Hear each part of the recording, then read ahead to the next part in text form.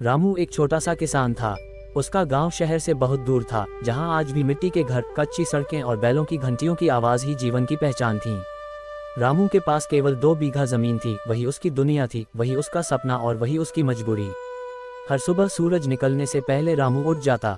फटे पुराने कपड़े, पैरों में टूटी चप्पल और हाथ में कुदाल लेकर वह खेत की ओर चल पड़ता। उसकी पत्नी सीता उसके लिए सूखी रोटी और थोड़ा सा नमक कपड़े में बांध देती। दोनों की आंखों में एक दूसरे के लिए चिंता तो होती थी, लेकिन शिकायत कभी नहीं। उस साल बारिश ने धोखा दे दिया। कभी बहुत ज्यादा पानी गिरता तो कभी हफ्तों तक बादल नहीं आते। फसल आधी से ज्यादा खराब हो गई। ऊपर से साहूकार का कर्ज, बच्चों की पढ़ाई का खर्च और घर चलाने की चिंता, सब कुछ रामू के कंधों पर था। एक दिन साहूकार खेत पर आया और बोला, रामू, अब बहुत हो गया। या तो पैसा लौटा या जमीन मेरे नाम कर दे। रामू का सिर झुक गया। वही जमीन जिसे उसने अपने पिता से विरासत में पाया था, आज उससे छिनने वाली थी। उस रात वह सो नहीं पाया। चांदनी में खेत को देखते हुए उसकी आंखों से आंसू बहते रहे।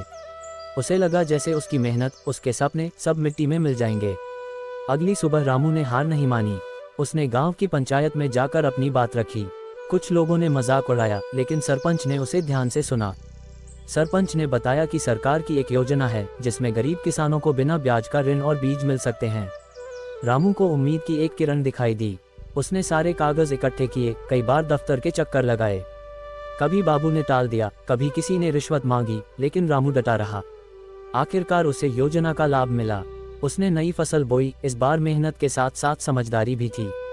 समय पर सिंचाई, सही बीज और थोड़ी सी तकनीक। महीनों बाद जब खेत में हरी भरी फसल लहलहाने लगी तो रामू की आंखों में फिर से चमक लौट आए। कटाई के समय उसकी मेहनत रंग लाए।